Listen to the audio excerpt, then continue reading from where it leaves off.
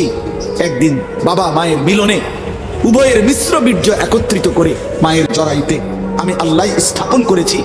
সেখান থেকে আরো 10 মাস লাগায়া ধীরে ধীরে পর্যায়ক্রমে আমি আল্লাহ তোমাকে এই পৃথিবীর আলোর মুখ দেখাইছি।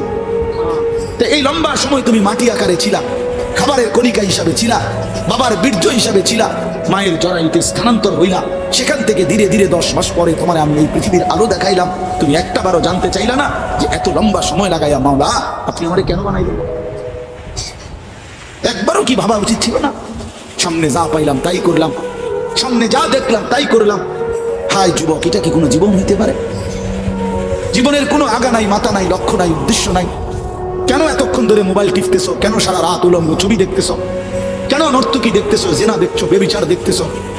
এক ওয়াক্ত নামাজ পড়ো না, কোনোদিন ফজরের নামাজ পড়ো না। জানো না রাত কখন হয়, দিন কখন হয়, আলো কখন হয়, ভোর কখন হয়? কিচ্ছুই বুঝলা না। শুধু নারী, ছবি, নর্তকী, জিনা, বেবিচার, মদ, জুয়া, মোবাইলের অস্থিরতা, অসভ্যতা, আর বন্ধুদের আড্ডা। কে তোমার মা, কে তোমার বাবা, কে তোমারে বানাইলেন, কে তোমার রসুল, কে তোমার কিতাব, কি তোমার ধর্ম, কিচ্ছুই জানলা না। আরে মুসলমানের বাচ্চা এত বড় অপদার্থ মানুষের বাচ্চা হইতে পারে না। এটা জন্তু জানোয়ার হইতে পারে না, হাইওয়ান হইতে পারে না। মানুষের বাচ্চা এত বেখবর হয় না। যাকে আল্লাহ আকল দিয়েছেন, যাকে আল্লাহ চোখ দিয়েছেন, যাকে আল্লাহ কান দিয়েছেন, যাকে আল্লাহ দিল দিয়েছেন, যাকে আল্লাহ তার এত সুন্দর শরীর দিয়েছেন, তার একটাবার ভাবা উচিত ছিল আমি আসলাম কোত্থেকে, কেন বানাইলো, আমি করছিটা কি? তিনি আমার কাছে এটাই চাইছিলেন। আল্লাহ বলছেন ইন্না খালাকনাল ইনসানা মিন নুতফাতিন আমশাজ। আমি আল্লাহই স্বামী স্ত্রীর মিশ্র বীর্য থেকে মানুষকে সৃষ্টি করেছি। কেন? নাবতালিহি নাবতালিহি নাবতালিহি। আল্লাহ বলছে বান্দা বিশ্বাস করো, তোমারে বানাইছি পরীক্ষা করার জন্য, পরীক্ষা করার জন্য, পরীক্ষা করো। নাবতালিহি ওয়ালা নাবলুওয়ান্নাকুম ওয়া নাবলুকুম লিনাবলুয়াকুম লিয়াবলুয়াকুম। একই শব্দ, কোরআনের শব্দ। পরীক্ষা করার জন্য, পরীক্ষা করার জন্য, পরীক্ষা করার জন্য, পরীক্ষা করার জন্য। যদি বলি আল্লাহ আপনি আমার কি পরীক্ষা নেবেন? আল্লাহ বলেন আমি জানতে চাচ্ছি, দেখতে চাই আমি তোমার একটা অনির্দিষ্ট হায়াত দিয়েছি, অস্থায়ী। একে তো এই পৃথিবী তোমার জন্য স্থায়ী না, দ্বিতীয়ত যেটুকু হায়াত দিছি তাও অনির্দিষ্ট। একে তো তুমি স্থায়ী থাকবা না, দ্বিতীয়ত যে কয়দিন থাকবা তাও জানা না।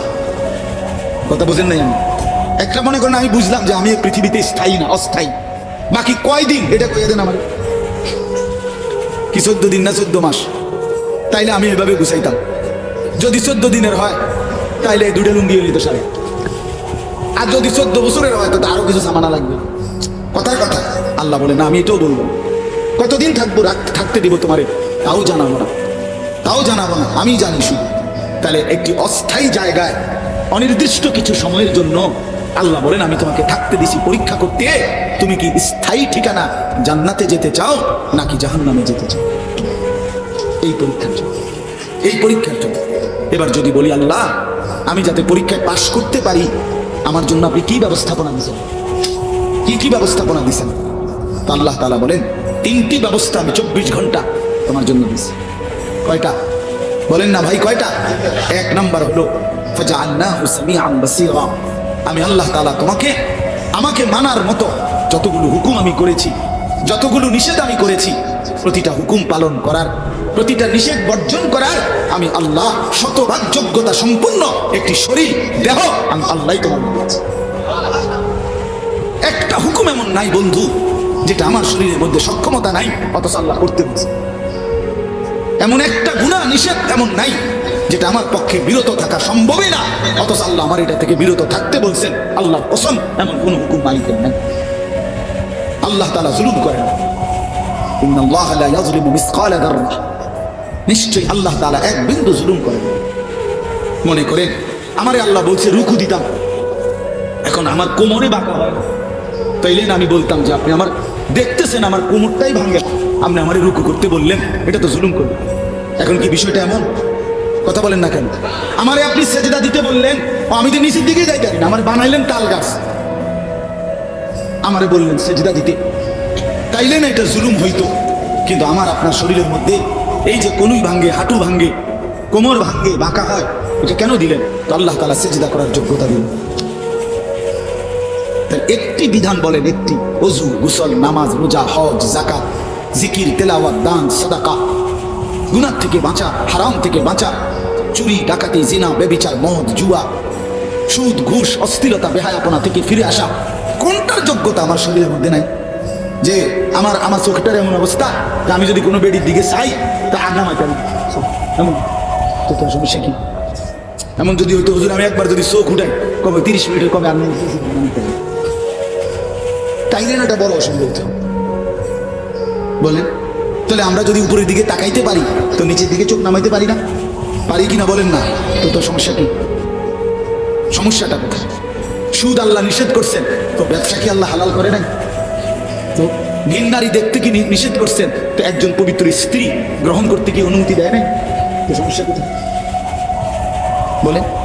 অর্থাৎ আল্লাহ তাআলা বলেন, বান্দা আমি একটি হুকুম এমন দেই নাই যা তোমার শরীরের সাথে মানানসই নয়, এমন হয় না। তুমি শতভাগ পারবা, এই যোগ্যতা দিয়ে আমি আল্লাহ তোমার দেহ বানিয়েছি।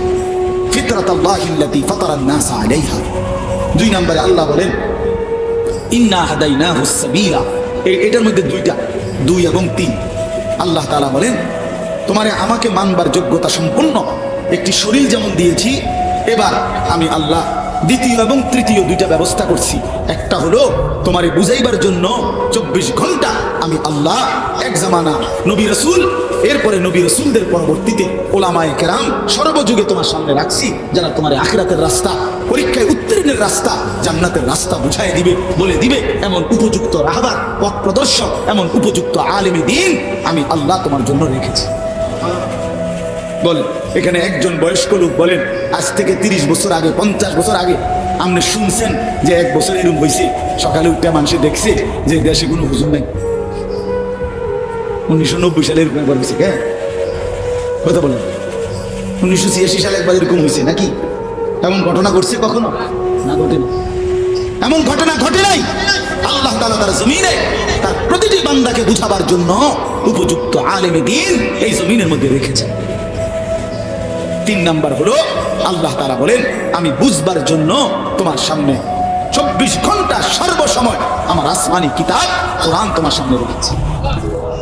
তাইলে তোমারে মানবার মতো যোগ্যতা সম্পন্ন একটা শরীর দিছি, তোমারে বুঝাইয়া বলার জন্য নবী রাসূল এবং ওলামায়ে কেরাম দিয়েছি, তোমারে বুঝবার জন্য কিতাব দিয়েছি, এরপরেও বান্দা কেন পারলাম না? কি উত্তর দিবেন তখন? বলেন ভাই, বলেন বাপ, কি জবাব হবে তখন আমাদের? আমরা কি বলবো তখন? 2টা প্রশ্ন আল্লাহ এবং রাসূল হাশরের ময়দানে করবে। একটা হলো দুনিয়াতেই করছে আল্লাহ, এটা কোরআনে আছে, ফাবি আইয়ি হাদিসিন বাদাহু ইউমিনুন। আমি নিয়মিত বলি এই কথাটা, কোরআন শরীফ আছে, আল্লাহ বলছেন, বান্দা আমি 23 বছরে 30 পারা কোরআন নাজিল করেছি। আমি আল্লাহ আমার সর্বশ্রেষ্ঠ